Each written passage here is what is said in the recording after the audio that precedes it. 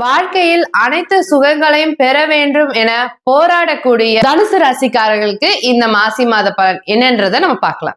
தனுசு ராசிக்காரர் இந்த காலகட்டத்தில் புதிய வேலை மாற்றம் இல்ல புதிய வேலைக்காக தேடக்கூடிய ஒரு முயற்சி என்பது இந்த காலகட்டத்தில் இருக்கும்.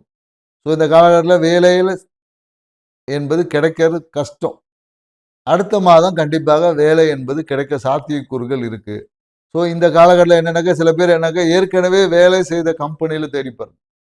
ஏற்கனவே ஒரு கம்பெனியில் பழைய கம்பெனியில் தேடினீங்கன்னாவே கண்டிப்பாக வேலை கிடைக்கும். அதுவும் உங்கள் நண்பர்கள் பழைய கம்பெனி நண்பர்கள் யார் மூலயமா அதை வச்சு தேடி பாருங்க. ஸோ அப்போ கண்டிப்பாக புதிய கம்பெனியை தேடுவது காட்டிலும் பழைய கம்பெனிலேயே ஆஃபர் உங்களுக்கான வேக்கன்சி தயாராக இருக்குன்னு சொல்லலாம். இந்த காலகட்டம் என்னன்னாக்கா நீங்கள் மனம் ஒரு திருப்தியான தன்மையில் இருக்காது. இதுக்கு கிரகம் தான் காரணம், கிரக சூழல்கள் தான் காரணம்.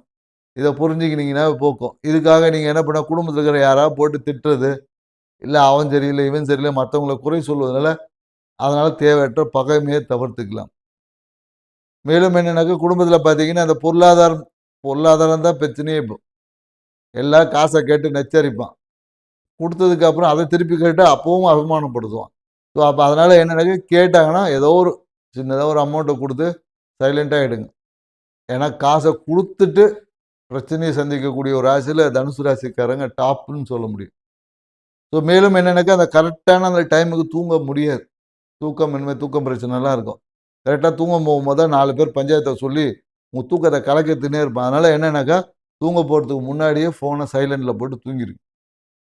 சரிங்களா? அப்போ இந்த விஷயங்களை தவிர்த்து கொள்ளலாம்.